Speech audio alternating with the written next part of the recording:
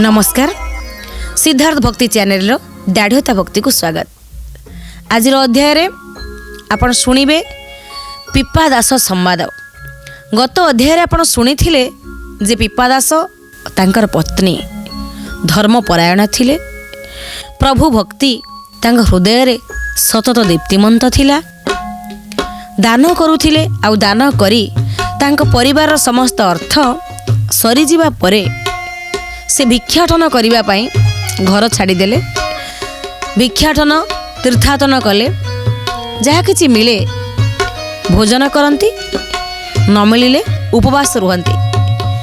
एमिति एक ग्राम रे पहुँची जो ग्राम रे एक ब्राह्मण परिवार तांकर मध्य कोଳରେ संतान संतति किछि नाही, से मध्य भिक्षा संग्रह करती आउ साधु अतिथि को भोजन दियंती, निजे उपवास रुहंती।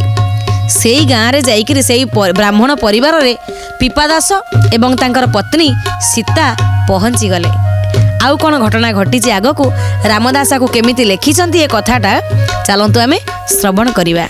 ए मन्ते तांको कथा सुनी तही मिलिले बेनी प्राणी, दैव जोगे से ही दिन घर हो इछि तांक शून्य, आपे छंती उपवासे एमंते बीजेपी पादासे, पत्नी की संगते चढ़ाई भोजन प्रकाशिले जाई, भोजन प्रकाशिले जाई, भोजन प्रकाशिले जाई।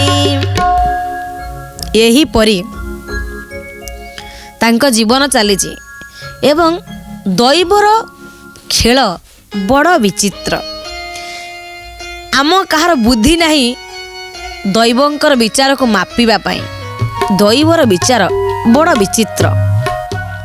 सेई दिन जो ब्राह्मण को परिवार तांकरी परिवार जाई पिपादास एवं तांकर पत्नी सीता पहुँच जाइछंती। आपण तो शुणुचंती से ब्राह्मण को परिवार बा दरिद्र जी आसती भिक्षा मागिक निजे उपास रही तांको दियंती, किंतु से दिन तांकर कौन भिक्षा मिलनी, से उपवास रहिचंती। घरे तांकर किछि नाही। पिपादास तांक पत्नी की धरिकी से पहुँची गले। आज्ञा आमको किछि खाद्य दियंतु, आमे ग्रहण करिवु। यही सब अवस्था को कहा जाए धर्म संकट। संकट तो संकट, पुणी धर्म संकट। आउ तापरे कौन घटीची से भक्तंक जीवन सांगरे चलंतु आपण श्रवण करिवे। ता सुनी ब्राह्मण ब्राह्मणी बोइले बसबेनी प्राणी, कि भाग्य थिला जदी न पाइलु तुम्भ दर्शन, आहा गो बिंद देबे अबा घेनी करिबु तुम्भ सेवा, एमंत कही गले चली पत्नी की बसाइले भाली, पत्नी की बसाइले भाली, पत्नी की बसाइले भाली। जेतेबेले ये जाके पहुँची गले पिपादास तांकर पत्नी सीता, आम किसी भोजन दियंतु, आम किसी खाइनु, आमर किसी खाइबा निहाती भाव आवश्यक। सेतेबेले से मना करू नाहंती। आज्ञा आपण आसंतु, संभाषण करनेले, बसई देले, कहले मोर केते बड़ भाग्य, प्रभुंकर भक्त साधु गोसाई आम दरबार रे पहुँचंती। यही कथा कही बसई देले, किंतु स्वामी स्त्री पाखे किसी नाही खाइबा को। घरे बसिकी बसई देकरी दी जन आउ गोटे कक्षरे बसी आलोचना कले आमे कौन करिबा। आज ब्राह्मण आसीचंती आमे ताको कौन खाइबा को दबा। पति पत्नी दुहे विचार कले तांको विचार निर्यासटा कौन चलंतु आमे श्रवण करिबा। बोइले की बुद्धि करिबा कि रूपे अतिथि सेविबा घरे तो नाही किछि अन सुन गो युवती रतन ताहा शुणी नारी वर बोइला चिंता किंपा करम एमो पिंधिबा वस्त्र धरी चिर हो बेनी खंड करी चिर हो बेनी खंड करी चिर हो बेनी खंड करी। स्वामी कहते आम कौन करवा घर तो खुद कणिकाटे ना अतिथि बसचंदी घरे आमे तांकर सेवा केमती करवा। स्त्री देले धैर्य कहले व्यस्त कहीं होच सेवा कर बाट अच्छी आमे केमिति सेवा करवा ना मोर जो पिंधिबा वस्त्र अच्छी याकू धरल स्वामी धरिले मझिरू दिखंड करदेले कहला चिरी दियो चिरी देले छोट खंड 12 हाथ शाढ़ी माँ मैंने पिंधती छोट खंड बा मझिरू दिखंड करी खंडे पिंधिचंती आउ खंडे स्वामी को देले कहले नियो याकू बिक। से समय रे सामाजिक अवस्था को लक्ष्य कले जना जाउची ए जो भक्त चरित्रंकर सामाजिक भित्तिभूमि जना जाउची दारिद्रता अत्यंत प्रबल थिला। पुराना वस्त्र बोधहुए लोक माने किणिक नहीं जाउथिले जोतमे रामदास ए कथाटा को एठी प्रतिपादन करिसंते नल से कहीं कही पुराना वस्त्र नहीं जाओ बिकिबा पई ये वस्त्र खंडी को नहीं जाओ दारिद्रतार सीमाटा बहुत थिला लोक बहुत असुविधा रोते ये वस्त्र खंडे बिकिकी किसी तुम नहीं आसब केते प्रगाढ़ भक्ति तांकर ये वस्त्र चिरिबा कथा शुणिले आ गोटे कथा मन पड़ जाउची जो राजा नल परिस्थिति बसत किभली भाव में कलिराजा तांको अनेक प्रकार यातना देइचंती आ दमयंती सेठ कौन करिचंती ना गोटे वस्त्र को नल पिंधिचंती एवं दमयंती मध्य पिंधिचंती। आम पुराण रे आम साहित्य रे एमती अनेक महत लोकंकर उपाख्यान अच्छी जो मानकर त्यागर गाथा आज भी अमर कीर्ति होकरी आमर स्मृति पटरे उज्जीवित होकर रही जाइछि। तेणु ये स्मृति मध्य ये कीर्ति मध्य ये त्याग मध्य आम पई कम नुहे। पत्नी कहउचंदी पति को जे कोनोसी परिस्थिति आसू आमे अतिथि को फेरईबानी तांको आमे भोजन दबा किछि न थाउ आमे आमे मरी जाऊ किंतु आमे ताको घर फेरईबा नाही आमे ताको किछि खाइबा को दबा। निजे दुख सही अन्य को सुख दबा होची महत पणिया। एई वस्त्रटा को तमे बिकी दियो जहा हबो सेइथरा आमे अतिथि सेवा करिवा। दर्शक बंधु ई पुराना वस्त्रटा को सतरे कोन केही नेबे आउ किसी धन तांको कोन मिली जीवो सी अतिथि सेवा करी पुण्य करिवे ना अतिथि को फेरई देबार पाप अर्जन करिवे काहेकि ना तांको हाथ में पैसा नाही सेवा करिवे केमिति एजाबत पैसा आसीनी आउ पैसा आसीबो बोली जे सेमिति कोनसी निर्दिष्टता तांकर नाही तार सेवा करिवे केमिति आउ कोन घटुची। चलंतु आमे श्रवण करिया भक्त रामदास एक मार्मिक प्रसंग को केते सुंदर भाव रे उपस्थापन करिसंती। बहन करिबि कियाण जहाँ से देवे नारायण तहु करिबा साधु सेवा आम्भे छके भोके थीबा ताहा सुनिन निज पति बोलई सुन गो जुबती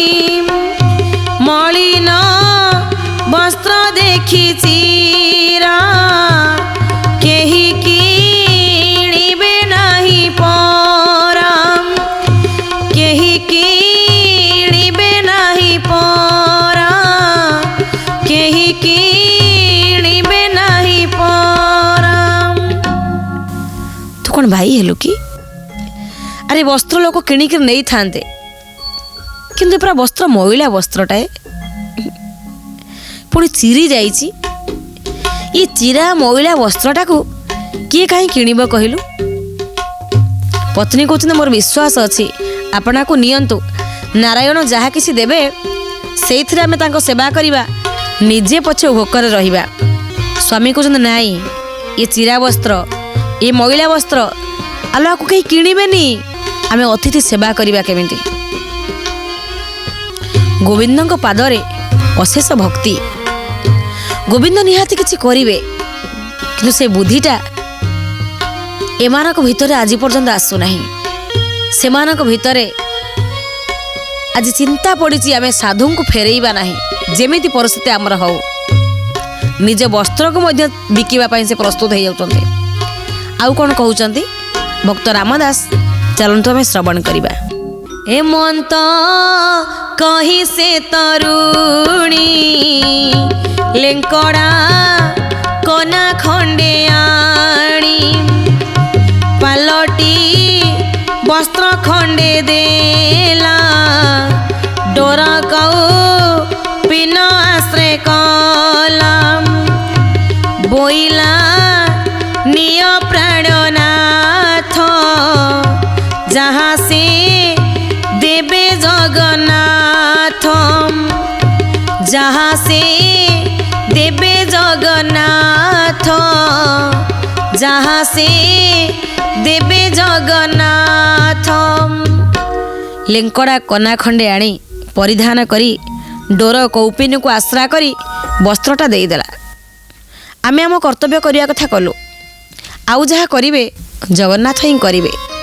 आमे आम कर्तव्य आम कर्म करुचे फल तो आम हाथ ना ना किंतु शेष पर्यंत आमे हारिबानी उद्यम करी चलिबा। बाकी जगन्नाथ को इच्छा जगन्नाथ बुझिबे। तेणु यही कथा कही लेंकड़ा खंडे कना खंडे पिंधि वस्त्र स्वामी को देदेला। डोर कौपिन को आश्रा कला जगन्नाथ को जय जगन्नाथ कही मुंडियाटे मारला। प्रभु जानती प्रभु बुझिबे तमे जाओ। जगन्नाथ ऊपर कथा आसिलानी जगन्नाथ निश्चय किसी विचार करिवे। यही कथा कही देकी से चली गले बा देदेले। तापरे कौन घटना घटुची चलंतु आमे श्रवण करिबा।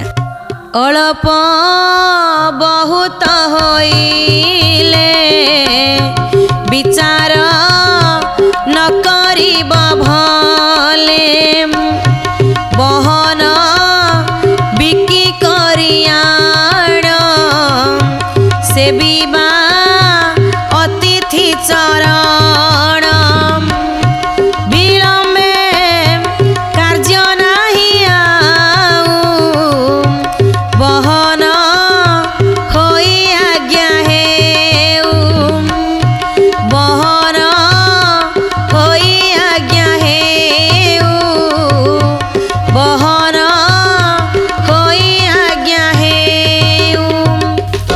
शुणन्तु ये पुराना वस्त्र देखी जदि किए अल्प धन देवे आपण विचार करेंगे अल्प बहुत बाछे जहाँ देवे आप नहीं आसबे। अल्प बहुत कहीं बाछे ये वस्त्र को तो कहीं नवा कथा नुह।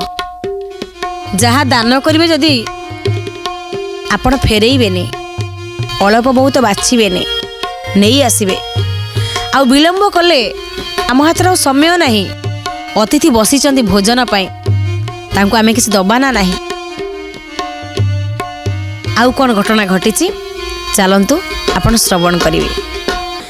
ताहा सुनिन निज पति बोइले धन्य रे जुवती तरुण सुझीबी के मनते जीवन थिबा परिजन्ते एमंत बोली वस्त्र धरी चली से गले बेग करी चली से गले बेग करी चली से गले बेग करी।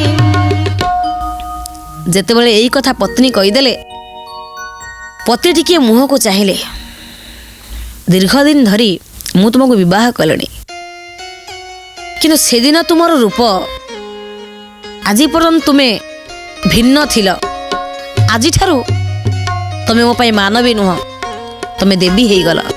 धन्य तुम्हें, तुम्हारी परी पत्नी भाग्यर थिले मिले। गोकन्या भूमि भाग्यर थिले मिले। तेणु गोटे भल स्त्री पाइबा एते सहज कथा नुहे। क्यों जन्मर पुण्य फलरू तमें मते मिलीच। हेले हे सुंदरी, हे युवती रत्न, तमें आज मते एते मात्र ऋणी करदेल।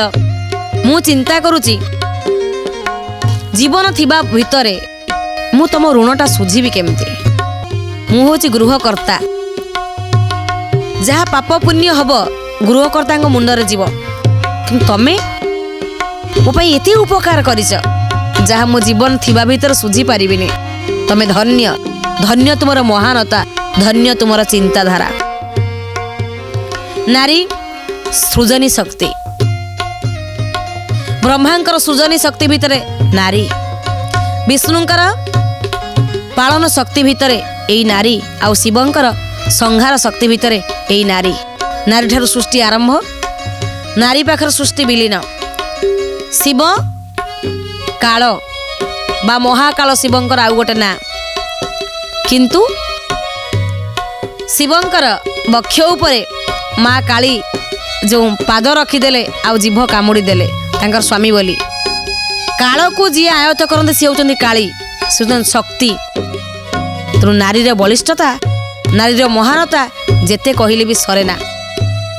आउ जेते नारी शुद्ध संस्कारित हो जाए, नेपोलियन बोनापार्ट कहले जो समाज माँ को सम्मान दे शिखिनी से समाज के गोटे शुद्ध समाज हो पारे ना।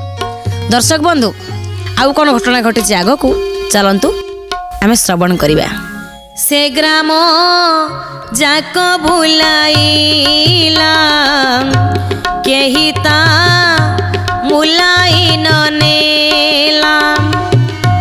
देखिन पुरातन बास समस्त जन कले हास्य। निराश होई तहु फेरी आसन्ते वस्त्र गोटी धरी। एमंत बेले कजण मूल्य से कलाठपण। मूल्य से कलाठपण। मूल्य से कलाठपण। चारिआडे बुली बुली कहिले ब्राह्मण जनक कि अछ ए वस्त्र खंडे नब। आपणक इच्छारे मूल्य करी किछि पैसा दब, किछि कौड़ी दब, किछि धन दब। समस्ते आसंती वस्त्रटा को देखंती। अरे चिरा वस्त्र, मैला वस्त्र, ए वस्त्र हमर की काम लागिब। फेरई दे चली जाती। पुणी आउ टिके दूर को जाती, डाकती कि अछ, कार वस्त्र दरकार नेब। आसंती चिरा वस्त्र, मैला वस्त्र, मुह बुले चली जाती। गाँ सारा बुलिले केही आज्ञा से वस्त्र को ग्रहण कलेनी। निराश हो गले। फेरी आसुचंती। जेतबेले फेरी आसुचंती सेही समय रे प्रभुर कल्याण हैला।